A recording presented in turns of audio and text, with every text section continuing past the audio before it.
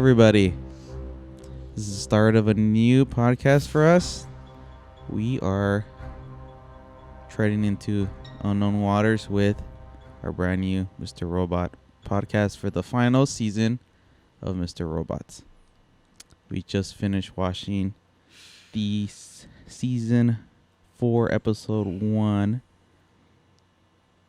Unauthorized. Is that what it's called? That's what it's called. Cool. I'm your host, Matt, and with me... So we weren't allowed to watch that? We're unauthorized to watch it. Interesting. Actually, you know a little bit more about computers, John. Probably not. What is a code 401? Is it unauthorized? 401. Do you have choices? No, I think that's what it is. I was gonna say. I was gonna say yeah. His foot is 404 gateway. 401's unauthorized. Yeah, I think that's... People have been saying... I read a little bit before the season started because they had the title. You know, it's funny. I just got a unauthorized error on a gambling website like last night. Mm-hmm. Or last night or this morning, and it did tell me unauthorized error, like code or error 401. Okay. That's funny coincidence that I had never gotten one on that site before until like today, 12 hours ago. So then it's signed that. I think it was 401. Was it 401? Yeah, it's an HTTP error. Yeah. So 400 is bad request. 401's unauthorized. 402 is payment required. I logged in and I was trying to refresh the NFL lines. Uh-huh. And it said unauthorized 401 error or whatever. Yeah. Yeah. That's the only reason I know it. I probably knew it like 10 years ago, but I would never remember. And I don't know how many episodes there are this season, but 410 code is called Gone. So if they continue this trend of naming it after... Okay, 404 error. Just let's get off top It's not found. Yeah, it's not found. So okay. But it's funny that... So, yes, episode 401 is called Unauthorized. All I did was hit refresh and it fixed it. That's usually with computers, right? I think it was just a high traffic thing. Oh, okay. So it wasn't authorizing. NFL Sunday. Right. So it wasn't authorizing you. So this episode opens up with a bang. Angela's dead. Spoiler alert. Sorry if anybody... Again, when I make that sound, it's me trying not to laugh. I'll try not to do as much. Or I have allergies. Sometimes it's both. So they kill Angela. The Dark Army sees her as an unstable, unnecessary threat. So they shoot her in the head within the first 5 minutes of the season. And that sort of is the starting off point to the season. I think it really starts off all the characters' motivations this season. It affects a lot of people. It affects the... I always forget what the old guy... Price? Yeah, is this a Price? Yeah. See, it's been like almost 2 years since the last season. So he did not want that done. Well, yeah, but he didn't have the power to stop it. He had no choice. Or he's saying he was trying to protect her. He even told her right before it happened. Yeah, that he was trying to protect her, and she didn't want to listen. So, unfortunately, they did what he had to do, and she's no longer on the show. Well, we don't know that, but she did die. Yeah. And as we... It might be flashbacks. It might be. So that happens, and then we are transported to the holiday season of 2015.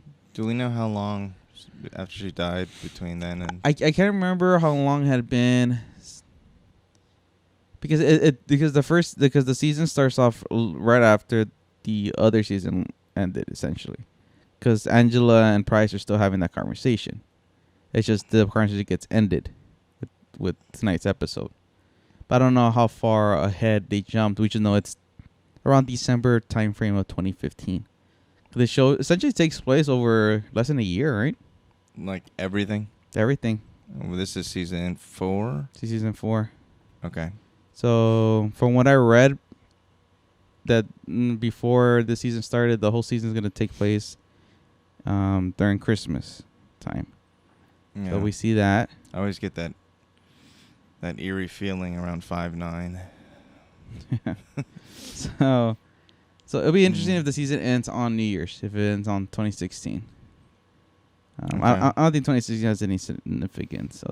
Probably not. It's just, yeah. But I don't know. I'm just guessing that's what it's going to end, 2016. But we'll see. No idea.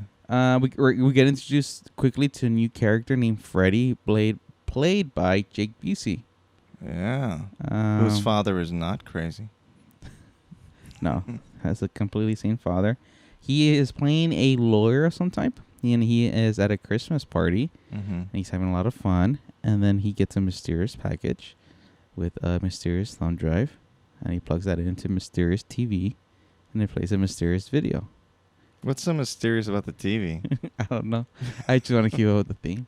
But no, so when he plays back the video, it is a naughty video of his voice, unfortunately, instructing a clearly underage girl to do not. He's not telling her to do her homework, let's just say. And essentially it's a blackmail. He's basically a pedophile. He gets a phone call on his 2015 phone. He still has a flip phone, which is weird. You know, I kind of forgot that this was not, even though it's modern day, I kind of forgot that it even takes place like, you know, in a weird, I mean, it's weird to set something in 2015 during 2019. Yeah, it's just 4 years earlier, right? It's just a weird thing to do. Mm-hmm. Like, if you're going to do it, you're going to do it like at least 10 years. Yeah. Maybe 20 years. Yeah. It's like, let's do it back before, you know, these smart. Let's do it back around Well, think about it. The show started in 2015. Okay, so. Right? Or 2014. So they're just trying to keep it in a short amount of time. I think that's all that happened. And it's just, they started off in present day, and then it just, this is a story doesn't really take place over a long period of time. Right. It got stuck in the past, which is interesting, right? Especially if the show is dealing with time travel potentially. It's a show stuck in the past. We don't know that yet, but it sounds like it is. We don't, and we do. Yeah, I know what you mean. Yeah, it could be potentially set in any time. They do reference time travel a lot. Yeah. So maybe that was what by design he already knew. Hey, it's gonna go over several seasons. At some point, we're gonna be in the past, our past, but. Well, you get some sense that, okay, so what's her name? Angela gets killed at the beginning. You figure some months have probably gone by. Right. And then Christmas time is here. Right. Because it's, what's her name? Darlene is the one that says she kept seeing her. Mm-hmm. But she's also on like a million drugs right now. Yeah. You know what's interesting? This episode, we are catching up on a lot of things, but not a lot of things happen. What do you think about it? So let's break down what happened. So always the big thing is Angela dies. We can introduce this Freddy character. We have a little bit of a suspense scene in the beginning with Freddy trying to meet up with by getting instructed by Christian Slater and later on by Elliot himself. Which remember, guys, spoilers. They're the same person. Yeah. So it's a little suspense scene through a train station, and he is what Ellie's trying to do is get some of his emails, this lawyer's emails, and what it turns out to be, he is the lawyer of White Rose. So essentially, he's helping her funnel money through different bank accounts to, it looks like, launder her money or his money, or however you want to call it. Laundry mats. Yeah, through many laundry mats, and Elliot gets a key piece of information. He finds out the bank that she banks at. Okay. And it's a very reputable credit union. Okay. And just to dumb this down for me or whoever, we just get the sense that Elliot is the only leverage he feels like he can have is to fuck with White Rose's money. Yeah, exactly. In fact, at some point later on in the episode, he's talking to Mr. Robot or to himself, and he says, "You can't take out these conglomerates by shooting them in the heart because they don't have a heart." It says you gotta. But we found its heart, and then he points to the bank name, and obviously that's the wallet. Do they have digital currency, or do they have money, or do they have like dollars? It seems like they have cash. Okay, it seems like they do have cash. Yeah, I mean, I didn't pay that much attention to like the text. Because they're obviously they wouldn't have e-coin because they don't, right? Or maybe they do. I don't know. I didn't. Pay I don't that, know how the currency works and like with the eCoin now and. Well, it looks like eCoin kind of saved everything. It Right? saved everything. So let's backtrack a little bit. We do find out that the 5/9 hack was reversed. It did happen. Alien helped it, but obviously Tyrek. How do you say his name? Tyrek. Welek. That was Tyrell. Tyrell. I don't know why I kept saying Tariq. Yeah. Welek. I'm sorry. That's, I keep thinking his last name. Tyrell is seen as the savior. He gets all the credit. Obviously, he really wasn't responsible. But he is going to be, what do you call him? The puppet. What is his position? Is it like chief technology? You know what? That's the position. You know what's interesting? He always wanted that one. And this could be a Mr. Robot thing. Sometimes they do it. Is I thought I heard the way you said it that they said CTO on the news clip that they showed of him, CTO of eCore, but the closed caption said CEO. So I was a little confused. Sometimes they screw up though. Yeah, so it could have been a screw up, but essentially he's being looked at the savior. But that was the job he'd been chasing the whole. Yeah, the whole time. Yeah. So CTO. It's probably more likely it just messed up the closed caption. Or maybe it didn't. I don't know. Like, you never know with the show, right? Like, there's so many. And you know what? It's crazy. We're probably missed a lot because this is our first viewing. If we were to go back during the week and rewatch it. They took like 2 years off. Right. They did. Yeah, I know. See, almost, right? Yeah. Or was it? It had been at least 18 months going on 2 years. Yeah. About 2 years. Yeah. Yeah. So, He was busy making them Queen movie. Oh, Rami Malek, yeah. I think Christian Slater even did a couple things. Christian's always doing a couple of things, right? We went back and did a sequel to making Hot Pockets. We went back and made a sequel to Robin Hood Prison Thieves. Did he? Yeah. He made one with He made a sequel to True Romance. No, he made a didn't. sequel to didn't. Heathers. I thought you were being serious at He first. just do nothing but sequels. I thought you were being serious. Oh, No. I did see previews for a movie he was in during the year, though. It doesn't matter. Anyway. It's funny how like Christian Slater never made it in terms of like huge movie star. I mean, he's got 9 Oscars. But he never did, right? He stole them. He was like he's had a weird career. Yeah. Interesting. But weird people career. know who he is. People know who he is, but he never became a big star. Yeah. He did Broken Arrow. I love Broken Arrow. That was one of the first DVDs I ever bought. Broken Arrow, yeah. Yeah. The first time we saw John Travolta as a bad guy. It's one of my favorite Howie Long movies. Yeah, I love Howie Long. Yeah. So I can talk about Broken Arrow for hours, so let's get off that subject. Yeah. We can do like a 2-hour podcast on Broken Arrow. Everybody was hounding Howie Long to sign footballs, and I'm there with my Broken Arrow DVD. So to go back to Freddy, so we find out through Freddy, Freddy's Busey son. Yes, his Busey son. He has a name, John Jake Busey. I'm sorry. Yeah. Yeah. Sure, he can't go out in public. Right.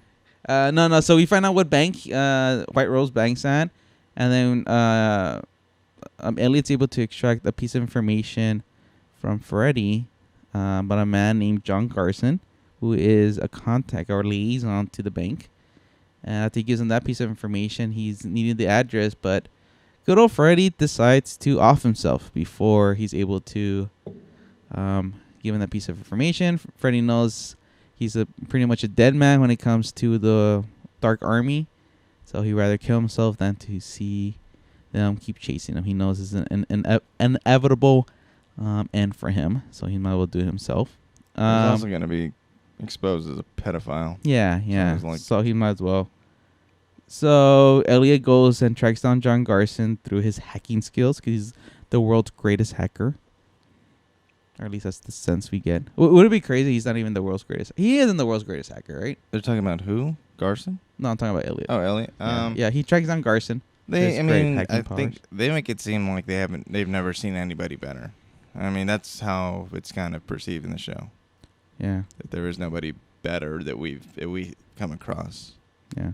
Because I mean, he's even able to outsmart Dark Army. Like he's probably better than Hugh Jackman's character in Swordfish. Would you agree with that? I don't know about that. I mean, but you know, Hugh Jackman's character. I mean, you saw how fast he typed in Swordfish. He could hack.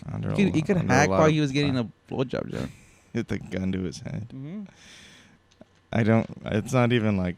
I don't think it's like word for word, but he's like, remember, he's like, the best hackers can do this in 30 minutes. I need someone who could do it in 30 seconds. It's like that's a big difference. And and then That's a huge difference. and then he's there, and then he just like gets it with like 2 seconds left or something. And he's like, I just automatically see the password in my head. Yeah. I was like, wait, what? So that always makes me laugh. I was like, so Elliot doesn't do it quite the same way as Hugh Jackman, but he gets the job done. Now the end goal is the same, right? So that's what matters. So they track down John Garson. They go to his apartment, and wouldn't you know it, John? It's a trap. It's a honeypot, a real physical honeypot, and poor old Elliot gets taken away. Meanwhile, Agent Dom, we get a little update on her. It seems like she's living at home with her mom. During the holidays, and somehow she is paranoid. Trying to hook her up with some other chick, right? Yeah, tries to hook her with some other chick, and then we find out that the Dark Armory is everywhere, and Agent Dom better start obliging by what they tell her, or they're gonna kill her mom, slit her throat from. What did she say? From cunt to ear, or from ear?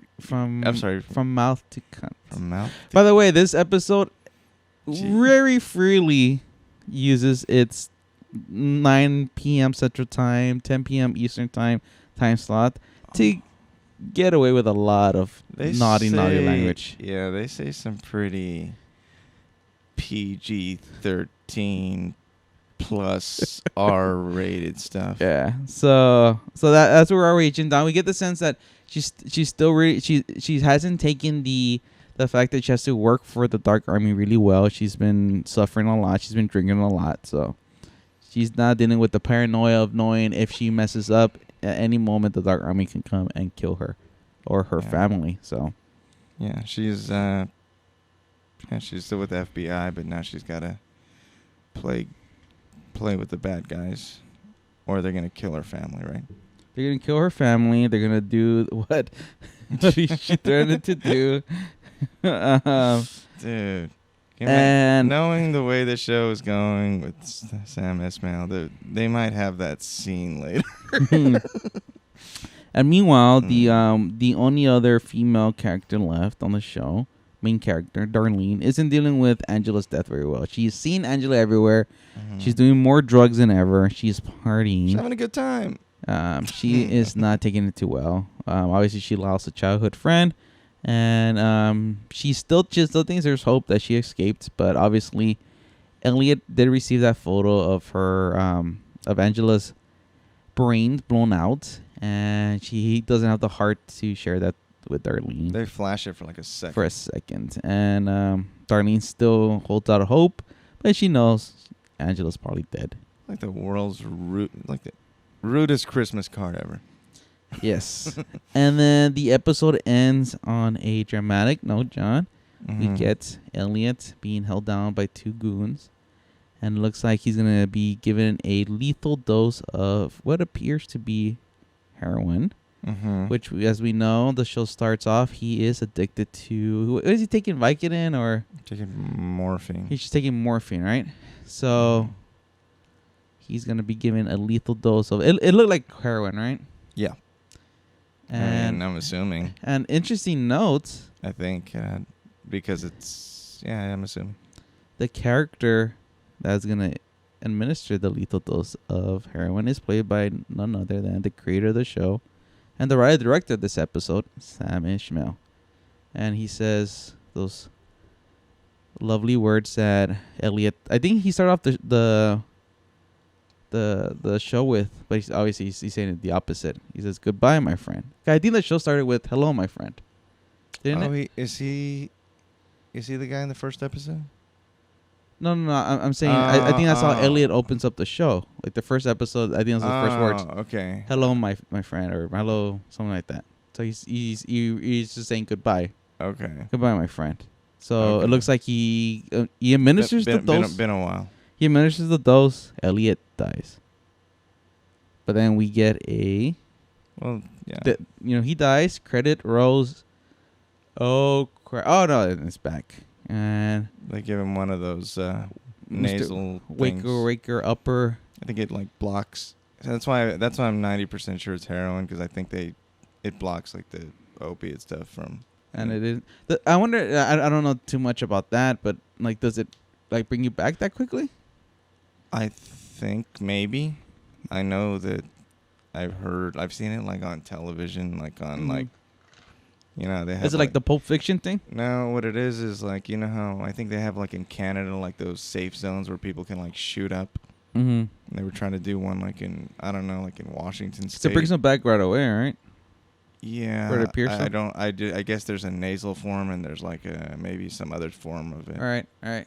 But And you know, the show gets a lot of technical stuff right. I doubt they would cut corners and not do this correctly. I guess as long as you're still breathing, it'll probably take you out of it. Yeah. Or block your whatever's going on. There's a little bit of traumatic death scene because you get the dialogue of, oh, I didn't, it's his internal and dialogue manifests itself as his mom and his dead dad and his younger self as like, oh, I never thought he would go out that way. Like that's a little depressing because you think about your own death and you're like, oh, I'm gonna die an old man in my sleep. A lot of people have those thoughts of how they think they're gonna die, and he is dying there and heroin overdose. I want to die on a roller coaster. So, but no, he doesn't. They bring him back, and Price is there, and the episode ends. So we'll see how this. Explain real quick that internal dialogue thing, because even I was a little bit like, wait, what? He's not talking to, because he's been narrating a lot of this. So that's another thing. Yeah, we did get. He never talks to the audience. He always says, he's talking to us, right? Mm-hmm. And the whole episode he hasn't. And maybe a little bit after, like more than midway, Mr. Robot does start speaking. He's like, hey, he hasn't been talking to me either. So you're like, oh yeah, Elliot hasn't been narrating the whole episode. He always narrates the episode. So obviously Angela's death affected him. So now he's talking to himself. Well, he's not talking to anybody. That's the point. Oh, okay. So he just blocked himself out. So when he would talk to us, he's talking to himself, obviously, right? Right. So no, he's not talking to himself. He's not talking to anybody. So he's blocking everything out. Like he's focused, and they made so the connection. When we hear his voice, it's like he's talking to himself. He's narrating his own life. Like that's all he's doing. That's what I'm saying. It's not obviously we don't exist in his world. So it's not for the audience anymore. Well, it never was. He's just. But we were able to pick up on. Yeah. I think he's just not. He's not talking to him. He's not thinking about things anymore.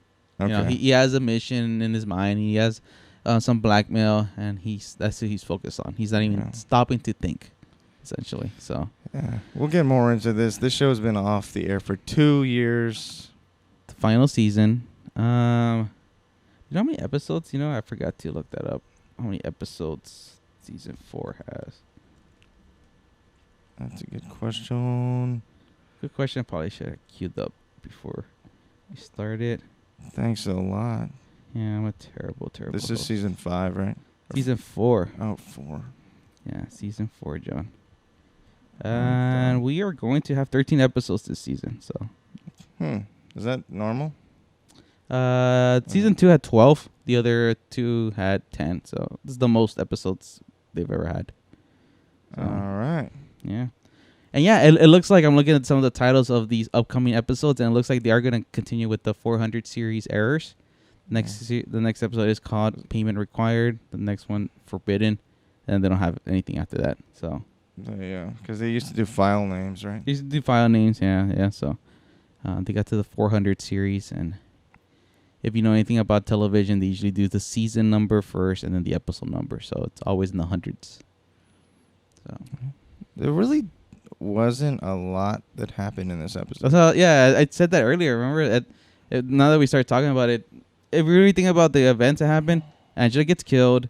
We meet Freddy. He gets the emails from Freddy. We find out the bank. He goes looks. We're just seeing where everybody's at. We go look at the guy's apartment and we find it's a trap. Ellie gets captured and then he gets overdosed. And but there's not much that happens. Okay, well let's talk about the very end. Does it look like Pierce is now on Price is now. Yeah, on it looks LA obviously Linux. he's mad about Angela. So now they're kind of like allies. Yeah, he's mad about Angela. He had nothing. Okay. He couldn't stop it, but doesn't mean he liked it. So you think he had the power? Like, hey, bring this guy back. We need him. Like he was gonna die. Yeah, it seemed like it. It seemed like he intervened. Yeah. Yeah, like he was. Yeah. Yeah. So he did, because the guys that administered the thing that brought him back were not the same guys that No, they were. they were. Yeah, they Oh, were. okay. It looked like it, or maybe I'm mistaken. Yeah, I didn't notice. I just know they brought him back, and this time Mhm. it was Pierce. I didn't notice it was the same two guys Yeah. or whatever. Yeah. So. Yeah, they're a little aggressive when they get him. Yeah. Yeah. So. That's where we're at. Yeah. Great episode. Great way to. It's a very surprising way to open the episode, open the season. So Yeah. we'll see where he takes us after this. This show, they cuss a lot in this show. They use the F word a lot, John. Yeah. I blushed a few times. Yeah. I mean, I don't think I'm old enough to watch it. Yeah. So we'll see where it goes. I have full faith it will. And it's no holds barred this season, right? They're willing to kill off Angela, big character, last season Right. anyway. So no character is safe. Even Elliot himself, they were willing to kill him off. Granted, they brought him back right away, but I think they had to. yeah. But it was interesting, right? For a second, you're like, how are they gonna get themselves off all of this? But it is interesting. It was interesting for them to kill him off for even for a few seconds. Yeah. So that's it for our first episode of this season of Mr. Robot. We will see you next week. Later. Bye-bye.